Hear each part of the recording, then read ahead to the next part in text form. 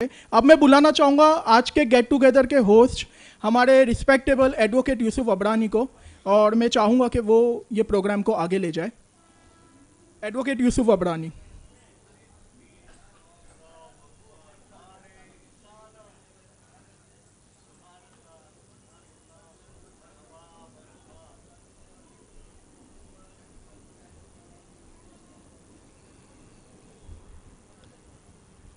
अस्सलाम वालेकुम। देखिए, आज की मीटिंग का होस्ट मैं हूँ, लेकिन खर्चा मेरा बिल्कुल नहीं है। इसमें सारा खर्चा जमात के लोगों ने सबने मिल बांट लिया है। मुझे सिर्फ ये कहा गया था कि हम चाहते हैं कि एक मशवरा हो जाए, क्योंकि ऑल इंडिया मेमन फेडरेशन का काम तो काफ़ी सालों से चल रहा है, लेकिन इकबाल मेमन साहब के आने के बाद ये काम में बहुत तेज़ी हुई है, बहुत काम आगे बढ़ा है और आप सबके सामने है। शायद पूरे हिंदुस्तान में, पूरी दुनिया में जितने मशहूर मेमन में इकबाल भाई का नाम आता है, उतना मशहूर मेमन शायद है भी नहीं, क्योंकि वो दुनिया के हर कोने में पहुंचते हैं और सुबह की नमाज के बाद ईशा के वक्त तक उनके जहन में सिर्फ मेमन की फलाह बहबूदी, उनकी तरक्की, कामयाबी के लिए वो कोशिश करते रहते हैं और मेहनत करते रहते हैं। जब भी मुझे फ़ोन आता है तो पहली बात हमारे अपनी जमात की निकलती है कि मेमनों के लिए कुछ करना है, और माशाल्लाह आप सबने देखा भी है कि कितना अच्छा काम हो रहा है। इस बार शायद थोड़ी डिस्टर्बिंग न्यूज़ आए मेरे पास कि इकबाल भाई चाहते हैं कि वो इस बार इलेक्शन न लड़ें। उनकी बहुत सारी वजह भी है। उन्होंने बहुत सारा काम किया है, बहुत सारे टूर किए हैं, तो जहनी तौर पे भी वो थके हैं, फिज़िकली तो थकता ही है आदमी। दूसरा ये कि फैमिली की तरफ से ज़ोर है कि आप ये पोस्ट छोड़ दीजिए और अब हम उन पर ध्यान दीजिए। उसके बाद मुझे अगर कम से कम 15-20 फ़ोन आए कि देखिए इकबाल भाई जो ने काम शुरू किया है उस काम को उनको कंटिन्यू करना चाहिए, मैदान छोड़कर भागना ये अच्छी बात नहीं है। ये लोगों ने कहा कि आप उनसे बात कीजिए, आप इसरार कीजिए, उनको कहिए कि भाई आप कंटिन्यू कीजिए। अगर इलेक्शन होता है, हालांकि चांसेस तो बहुत कम है इलेक्शन होने के, और जितने लोगों से मैंने बात की वो सब हमारी कौम के बड़े मजबूत लोग हैं। उन्होंने कहा कि हम लोग इकबाल भाई के साथ में हैं और हम चाहते हैं कि एक और टर्म इकबाल भाई को दिया जाए। उसके बाद हो सकता है कि वो टर्म के पहले सोचा जाए कि आगे क्या करना है। तो मैंने खुद इकबाल भाई से बात की, उनसे इसरार किया कि इकबाल भाई, काफ़ी फ़ोन मुझे भी आ रहे हैं, काफ़ी लोग चाहते हैं कि आप कंटिन्यू कीजिए, क्योंकि जो काम आपने शुरू किया है उसको पूरा करने की जिम्मेदारी भी आपकी है। वैसे तो हिंदुस्तान में, खास करके मुंबई में, तो हर आदमी अपने काम में मशगूल है और वक्त बहुत कम मिलता है अपनी फैमिली के लिए, अपने लोगों के लिए। जहाँ तक मेरी बात है कि मेरे बच्चे बड़े हुए, कौन से स्कूल में गए, कितना पढ़े, क्यों नहीं पढ़े, क्यों आगे, उसके बारे में बिल्कुल जानकारी मुझे नहीं, क्योंकि मैं इतना बिजी था अपनी सोशल लाइफ में, पॉलिटिकल लाइफ में। आज जब सोचता हूँ तो थोड़ा अफसोस मुझे भी होता है कि मुझे थोड़ा ध्यान देना चाहिए था। मैंने इकबाल भाई की बात को, इकबाल भाई से मैंने मीटिंग की, बहुत देर तक इनसे बात की, इनको बहुत समझाया मैंने कि इकबाल भाई देखिए ये बहुत नेक काम है और नेक काम तो आदमी को मरते दम तक करना चाहिए, उससे छोड़ के भागना अच्छी बात नहीं है। फिर बाद में बहुत सारे दूसरे मशवरे मेरे पास आए। काफ़ी लोगों ने ये भी कहा कि हमारी कौम में ऐसे बहुत सारे लोग हैं जो ये जिम्मेदारी ले सकते हैं, अच्छा काम कर सकते हैं और कौम के काम को आगे बढ़ा सकते हैं। अरशद भाई वेलकम। देखिए आप, अब हम हमारी जमात के तो बहुत सारे लोग हैं, जितने सोशल फील्ड के लोग हैं, अलग अलग पॉलिटिकल पार्टी के लोग हैं, वो भी मौजूद हैं यहाँ। तो इकबाल भाई से मैंने मशवरा किया, उनसे बात की कि इकबाल भाई हमको काम करना है। एक टर्म कितने साल का होता है? 4 साल का। तो मैंने कहा इकबाल भाई 4 साल आप और निकाल लीजिए, 4 साल मेहनत कीजिए, लेकिन साथ में ये काम कीजिए कि आपके जाने के बाद कौन कंटिन्यू रहेगा, कौन इस काम को आगे बढ़ाएगा, उसके बारे में आपको फैसला करना पड़ेगा। तो उसके लिए आप एक पोस्ट क्रिएट कीजिए डेप्यूटी प्रेसिडेंट की। ये पोस्ट कैसी है कि आपके साथ में काम करेगा वो, तो जिस तरह आप काम करते हो उस तरह वो काम को देखेगा, समझेगा, सीखेगा, और उस काम को अगले 4 साल में अगर पूरी जमात ने फैसला किया तो हम चाहेंगे कि फिर बाद वाला आदमी उस काम को आगे बढ़ाए।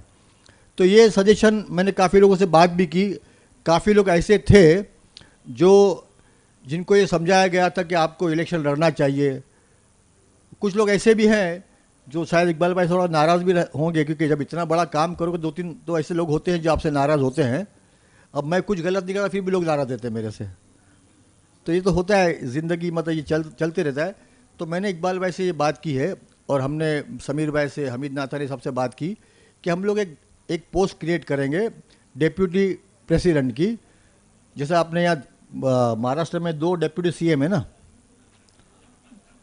तो वैसे कोई ऐसा कोई प्रपोजल यहाँ भी होना चाहिए ताकि उनके साथ में काम करके। और दूसरे एक बहुत ही स्ट्रॉन्ग कंटेंडर थे, उनसे मैंने बात की तो उन्होंने कहा कि मैं इलेक्शन नहीं लड़ूंगा, लेकिन शर्त ये है, सोहेल बोलता नहीं हूँ मैं नहीं, सोहेल खंडवानी साहब यहाँ बैठे हैं, हम लोग ऐसे ही मजाक कर रहे थे। मतलब सोहेल भाई इलेक्शन लड़ने का इरादा है? तो बोले नहीं इलेक्शन लड़ने का बिल, इकबाल भाई जब है तो सवाल ही कहाँ इलेक्शन लड़ने का, लेकिन इलेक्शन कमीशन मैं ही बनूंगा। तो हमने कहा ठीक है, आपकी ये बात मंजूर है हमको, क्योंकि आपसे अच्छा ईमानदार आदमी कौन मिलेगा हमको जो बिल्कुल पार्शियलिटी नहीं करेगा, बिल्कुल इंसाफ से काम करेगा। लेकिन शर्त ये शायद ये है कि इलेक्शन होगा ही नहीं। आपको पोस्ट तो मिल जाएगी लेकिन शायद इलेक्शन होगा नहीं, तो मेहनत बिल्कुल नहीं होगी आपकी। लेकिन हम चाहेंगे कि आप जैसा मोतबर आदमी इलेक्शन कमीशन बने। और साथ में इकबाल भाई से ये गुजारिश है कि इकबाल भाई एक बैक टीम तैयार कीजिए जो आपके जब आपने फैसला जब करोगे आप कि आपको आगे काम नहीं करना, तो आप एक स्ट्रॉन्ग टीम बना लीजिए जो आपके बाद उसी काम को आगे बढ़ाए। तो इकबाल भाई क्योंकि बहुत ज़हीन आदमी है, बहुत मेहनती है, कौम का बड़ा दर्द उनके दिल में है, तो उन्होंने इस बात को माना भी है कि इंशाल्लाह हम लोग ऐसा सिस्टम करेंगे कि एक कोई जिम्मेदार आदमी को हम लोग डेप्यूटी प्रेसिडेंट की पोस्ट देंगे ताकि 4 साल में वो तैयार हो जाए, तो आगे इसी काम को आगे बढ़ाता रहे। मैं समझता हूँ कि मैं एक सवाल पूछता हूँ कि आप लोग कौन चाहता है इलेक्शन हो? जितने लोग बैठे हैं उसमें कौन चाहता है कि इलेक्शन होना चाहिए? ने हाथ उठा के बताइए कोई अगर चाहता है। अगर किसी ने हाथ नहीं उठाया तो ये फैसला हो जाएगा कि इलेक्शन हम चाहते ही नहीं है। हम चाहते कि यूनानिमसली इकबाल भाई को फर्दर कंटिन्यू किया जाए। एक साथ आवाज़ आना चाहिए, ऐसा एक भाई रिकॉर्ड कर लो, वीडियो का है, वीडियो ने आप हाथ उठाइए, हाथ उठा के बात कीजिए, हाथ उठा वीडियो रिकॉर्ड कर लीजिए। देखिए कोई नहीं चाहता यहाँ कि इलेक्शन होना चाहिए, क्योंकि इलेक्शन से क्या होता है कि नाराज़गी बढ़ती है, डिस्प्यूट बढ़ता है। और एक मेरी बात हुई थी अहमदाबाद में, हमारे एक बहुत ही अच्छे मेमन दोस्त हैं शरीफ भाई, उनसे मेरी बात हुई थी। मैंने कहा कि शरीफ भाई आप इलेक्शन लड़ना चाहते हो? तो बोलते इकबाल भाई है तो फिर ज़रूरत क्या इलेक्शन लड़ने की। तो बोला शरीफ भाई एक काम कीजिए ना, आप इकबाल भाई का साथ दीजिए, हम लोग चाहते हैं कि यूनिवर्सिटी इलेक्शन हो जाए और आपको भी हम जिम्मेदारी देंगे कि आप भी जमात के काम को लेकर आगे बढ़िए, इकबाल भाई के साथ कांधा से कांधा मिला के चलिए। इंशाल्लाह अल्लाह ने चाहा तो आपको भी मौका मिलेगा कौम को लीड करने का, और इंशाल्लाह ये काम को हम आगे बढ़ाते रहेंगे। शुक्रिया, खुदा हाफिज़, अस्सलाम वालेकुम। अब मैं बुलाना चाहूँगा हमारे रिस्पेक्टेड सोहेल भाई खंडवानी को। अस्सलाम वालेकुम या रसूलल्लाह, अस्सलाम वालेकुम। यूसुफ भाई ने बहुत ऑड पोजीशन पे डाल दिया कि हाथ उठाओ जो इकबाल भाई के साथ में है। हाथ उठाना भी मुसीबत थी और नहीं भी उठाना मुसीबत थी। अब मैं बुलाना चाहूँगा हमारे गुजरात से, पालनपुर से आए हुए गेस्ट इरफान भाई मास्टर से कि वो। अस्सलामु अलैकुम। अल्हम्दुलिल्लाह, हम पहले तो हमारे ऑल इंडिया मेमन जमात फेडरेशन के अपलिफ्टमेंट विंग के चेयरमैन शाकिर भाई बाटलीवाला। अस्सलामु अलैकुम व रहमतुल्लाहि व बरकातहू। मैं हाजी साहब के लिए एक शेर पेश कर रहा हूँ। जो पानी से नहाते हैं वो लिबास बदलते हैं, हमारे हाजी साहब जो है पसीने से नहाते हैं, वो इतिहास बनाते हैं। हाजी साहब, हम लोग की ऑफिस बेरर की सबकी रिक्वेस्ट है कि भाई ये जो आप सोचते रहते हो और बार बार ये आता है कि भाई हमें जाना है, नहीं बनना है, ये चीज़ को हम इसको खलास करना चाहते हैं। हम चाहते हैं यूसुफ अबरानी साहब और जितने भी यहाँ पे माने मुमानी लोग जो है कि इस आने वाली हमारी जो AGM आने वाली है 16 सितंबर को, उसमें हम एक एजेंडा लेके आए कि भाई हम इकबाल भाई को जो है आजीवन यानी ताहयात हम प्रेसिडेंट घोषित कर दें इनको। बस मैं इतना ही मेरी एक रिक्वेस्ट है यूसुफ अबरानी साहब से कि वो आके ज़रूर करके ये हमारे एजेंडे में डालें और हम इकबाल भाई को जो है बाहयात हयाती तक का ये हमारे ऑल इंडिया के प्रेसिडेंट बने रहे, ताकि ये कमान संभाले और हम लोगों को ये सिखाए, हम लोगों को तराशे, ताकि हम भी इनके अंडर में काम कर सके। Thank you. अब मैं रिक्वेस्ट करना चाहूँगा हमारे honourable president mister Iqbal Memon officer को कि वो डाइस पे आए। बिस्मिल्लाहिर्रहमानिर्रहीम। रब्बिश रहली सदरी वयस्सिरली अमरी वहलुल मिन लिसानी यफ़क़हू क़ौली।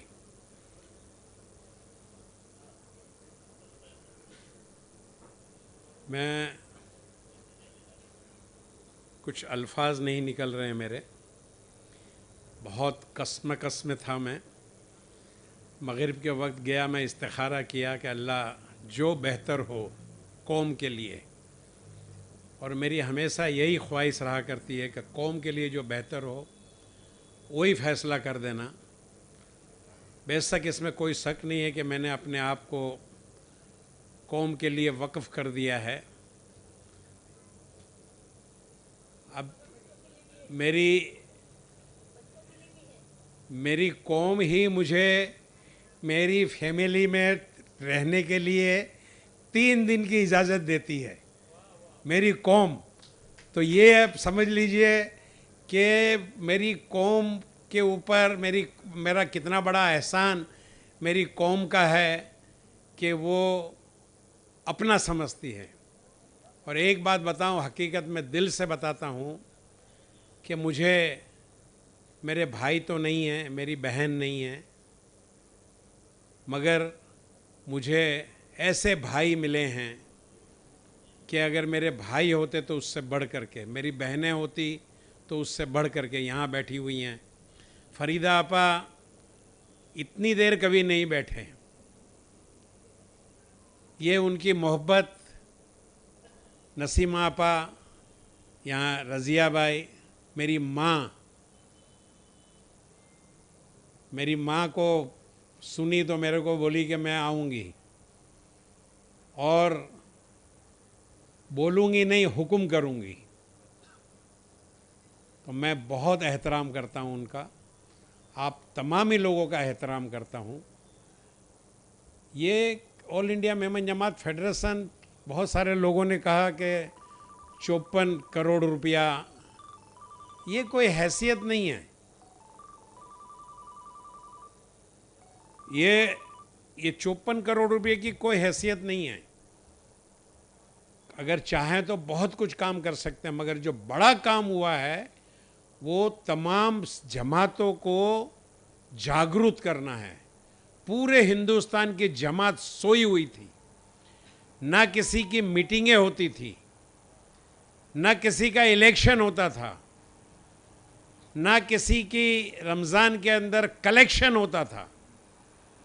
हमने एक एक जमात के अंदर वो जागृति लाई कि आप अपने अपनी जमात के अंदर कलेक्शन करो, वो मेहनत की है हम। एक मिशन था मेरा कि जमात पाँव पे खड़ी हो जाए। ये हर महीने की मीटिंग में 1 करोड़ रुपया, हर महीने की मीटिंग में 1 करोड़ रुपया हम बांटते हैं। ये हाउसिंग में, मेडिकल में, ये सारी चीज़ों में जाता है। मेरे साथी यहाँ बैठे हुए हैं जो मुझे इस मामले में पूरा साथ दिए हैं, मेरा अकेले का काम नहीं है। अजीज भाई मच्छीवाला हमारे जनरल सेक्रेटरी, साकिर भाई, अभी नए हम अभी हमारे जॉइंट सेक्रेटरी को लिए हैं, यूसुफ भाई मलकानी, और एनएससी मेंबर, सारे लोग जो यहाँ पर मौजूद हैं ये सब साथ देते हैं। हमारी रजिया आपा लेडीज़ विंग की चेयरपर्सन, इमरान फ्रूट वाला यूथ विंग, अल्हम्दुलिल्लाह मुझे लगता है कि पूरे हिंदुस्तान में अभी तक 50-55 जमाते कोऑर्डिनेटर, यहाँ अभी मालेगांव के कोऑर्डिनेटर भी आए थे, ऐसे कोऑर्डिनेटर, और कहीं ब्लड डोनेशन कैंप हो रहा है, कहीं एजुकेशन का प्रोग्राम हो रहा है, यूथ विंग कर रही है।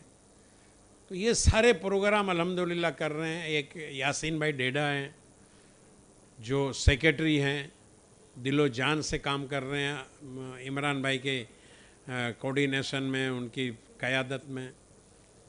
तो बहुत काम अल्हम्दुलिल्लाह, पैसे को छोड़िए, ये कोई बड़ी बात नहीं है, पैसे लोग देते हैं, हम बांटते हैं, मगर सबसे ज़्यादा काम जो हुआ है वो अवेयरनेस का हुआ है। जो सारी जमातें जो हैं वो अवेयरनेस पे आ गई है, जाग गई हैं सब, और ये काम करना है।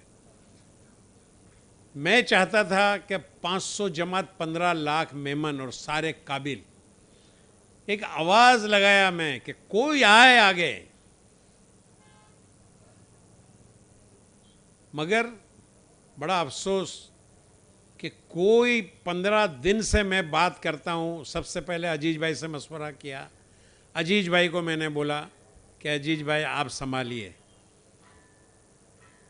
तो अजीज भाई कहा कि भाई आप हो, आपको ही करना है। अभी अजीज भाई के लिए अंदर काबिलियत नहीं है ऐसा नहीं है, नहीं संभाल सकते हैं ऐसा नहीं है, मगर एक ही बात है कि नहीं इकबाल भाई आपका तसव्वुर हम सोच ही नहीं सकते हैं कि आप हटो और आपको ही रहना है। कोई सोच, किसी को अगर बोलें तो किसी के गले पे बात उतरती नहीं है। शरीफ भाई अहमदाबाद में, उनको मैंने कहा, उन्होंने कहा कि बिल्कुल नहीं इकबाल भाई, कोई सोच भी नहीं सकता हूँ मैं सदर बनने का, आपके अंडर में ये काम करूँगा, मैं करता हूँ। हालांकि बहुत अच्छे बिल्डर है, बड़े बहुत सोशल काम करते हैं। शाकिर भाई को मैंने बुलाया, शाकिर भाई को बोला कि भाई आप संभालना है आपको, तो आप संभालो। उन्होंने कहा बिल्कुल नहीं, मैं बिल्कुल नहीं संभाल सकूँगा, मेरे बस की बात नहीं है। इमरान को मैंने बुलाया, इमरान से कहा तो बोला मैं तो अभी बहुत छोटा हूँ, इसमें बहुत लोग इसके अंदर हैं, बड़े बड़े लोग हैं, उम्र वाले, मेरी उम्र ही छोटी है। मैंने बोला उम्र का इसके अंदर कोई तकाजा नहीं है, तुम्हारे बैकग्राउंड के अंदर 72 साल का आदमी है, फिर तुमको उम्र की क्या फ़िक्र करने की ज़रूरत है। मगर एक ही बात की है कि नहीं, मैं ये बोझ नहीं उठाऊंगा, और आपके रहते हुए तो बिल्कुल नहीं। अब मसला ऐसा था कि करना क्या, घर से भी दबाव था।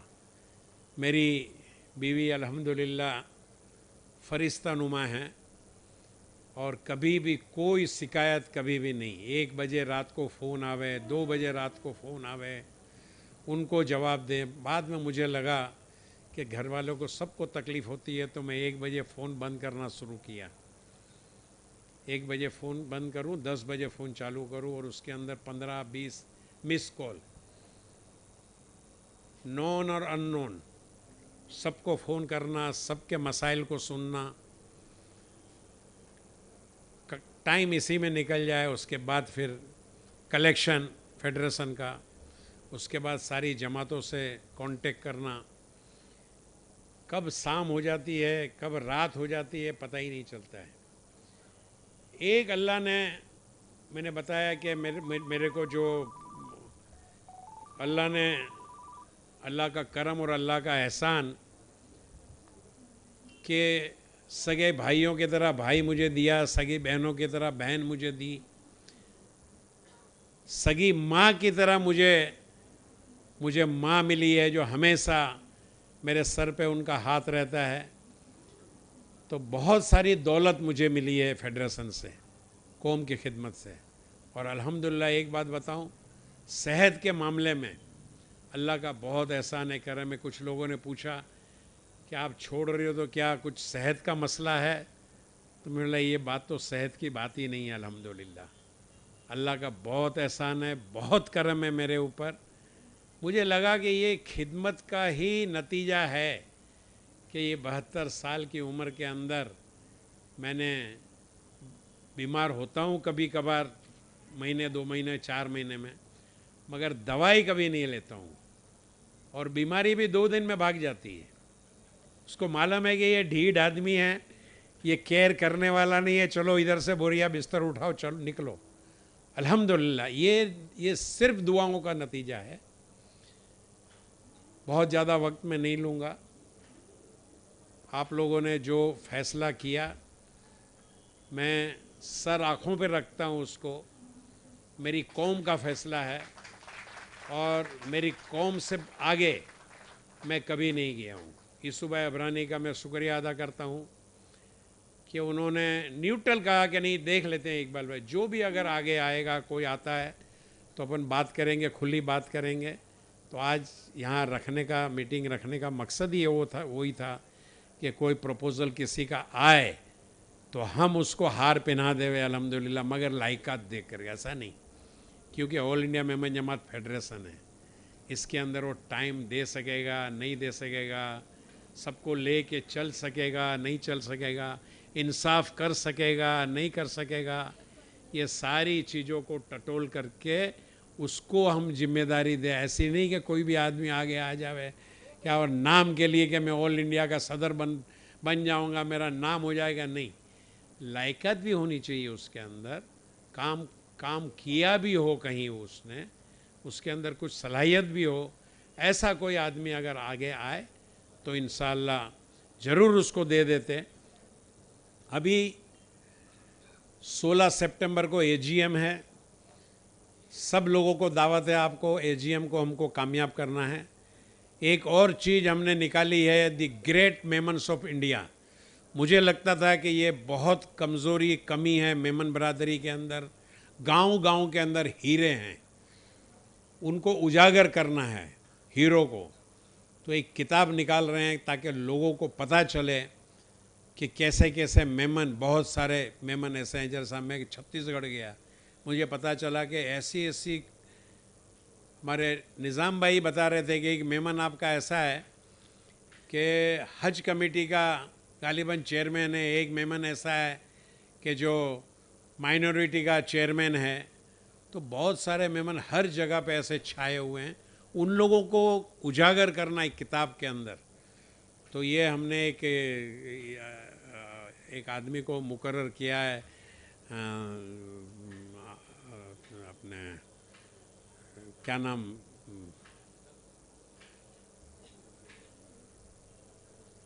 उभा थी जो नाम छो जोर सी, हाँ, अनीस बोहरा को हमने मुकर्रर किया है। उसको आप अपना बायोडाटा दे दीजिए इंशाअल्लाह, तो उसके अंदर आ जाएगा।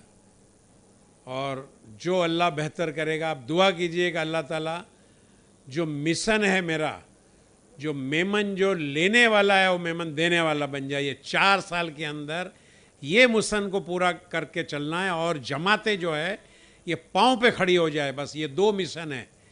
जमात को पाँव पे खड़ा करना इसलिए है कि अब जमात को डिक्लेयर करेंगे कि जमात को पैसा देना बंद करेंगे ताकि वो पाँव पे खड़ी हो। भले 1 साल तक उसको चालू रखेंगे, मगर दूसरे साल मशवरा करके सारे लोग, हमारे अजीज भाई हैं, हमारे यूसुफ भाई हैं, हमारे शाकिर भाई हैं, हमारे और वाइस प्रेसिडेंट हैं, हमारे सारे लोगों से मशवरा करेंगे। शरीफ भाई हैं हमारे, याकूब गाजी हैं हमारे वाइस प्रेसिडेंट, और भी वाइस प्रेसिडेंट है, एडवाइज़री बोर्ड के मेंबर हैं, सबसे मशवरा करके अब जमातों को ये सारी रकम जो है 1 साल के अंदर उनको बोलेंगे कि आप पाँव पे सब गरीबों को मकान दे दो, और 3 साल बाकी जो रहेंगे इंशाअल्लाह बड़े काम करेंगे उसमें। यहाँ बॉम्बे के अंदर एक हॉस्टल की ज़रूरत है, बाहर के लोग आते हैं, उनको रहने के लिए बहुत तकलीफ़ होती है। मरीजों के इलाज के लिए हमारे चले गए आफ्ताब बादशाह, आप देखिए कितनी, हाँ माशाअल्लाह, तो कैंसर के पेशेंट आते हैं, इतनी तकलीफ़ होती है। ऐसा काम अब बड़ा करना है और इंशाअल्लाह मेमन बरादरी से पैसे मिल जाएंगे, मगर इस तरह काम हम प्रोजेक्ट बताएंगे उनको तो इंशाअल्लाह काम हमको हमारा आसान हो जाएगा। मगर ये जो चना कुरमुरे की तरह पैसे चले जाते हैं, मुझे लगता है कि शायद कल से ही विरोध चालू हो जाएगा कि इकबाल भाई 4 साल के लिए आ रहे हैं तो ये तो पैसे ही बंद करने की बात कर रहे हैं। मगर मशवरे से इंशाअल्लाह करेंगे, जो मशवरा होगा, सारे लोग जो बोलेंगे सब मिल करके मशवरा करेंगे, क्या पोजीशन है, गांव-गांव जाएंगे, सर्वे करेंगे, और छोटे लोगों को, कारोबारी जो हैं, बिल्कुल छोटे लोगों को मदद करके उनको ऐसी पोजीशन में लेके आना कि वो खुद अपने जो पैसा मांगते हैं, जो खुददार हैं, जो खुद दे नहीं पाते हैं, फीस का पैसा नहीं दे पाते हैं, मकान ले नहीं पाते, उनको ऐसा खुद कफील बना लेने का है कि जड़ से काम करेंगे ताकि वो खुद का खुददारी के साथ वो काम करें। ऐसा इंशाल्लाह कोई मिशन लेकर के, कोई नई चीज़ लेकर के आएंगे इंशाल्लाह, और सब सेटिस्फाई हों, ये नहीं, सबको सेटिस्फाई करेंगे। जमातों को, यहाँ सारी मालेगांव की जमात यहाँ हैं, दूसरी जमातों के, बहुत सारे जमातों के यहाँ पर सदर मौजूद हैं, तो उनसे बात करके मशवरा करके इंशाल्लाह कुछ रास्ता निकालेंगे मशवरा करके। मैं आप लोगों का बहुत बहुत शुक्रगुजार हूँ कि एक बात बताऊँ कि ये ज़िंदगी मुझे थकने नहीं देती, ये ज़िंदगी मुझे थकने नहीं देती, देखकर ज़रूरत का पहाड़ मेरी कौम मुझे बूढ़ा होने नहीं देती। और एक चीज़ बताऊं कि अभी कासिम इमाम साहब ने लिखा है, कहाँ गए कासिम इमाम साहब? हाँ, वो कुछ लिखा है कि अंधेरे अंधेरे होते नहीं, दूर दूर सोच लेने से चिराग खुद नहीं जलते, जलाने पड़ते हैं। और बेवक्त अगर जाऊंगा तो सब चौक पड़ेंगे। उम्र हुई, दिन में कभी घर नहीं देखा। वाखिर दावाना अल्हम्दुलिल्लाहि रब्बिल आलमीन।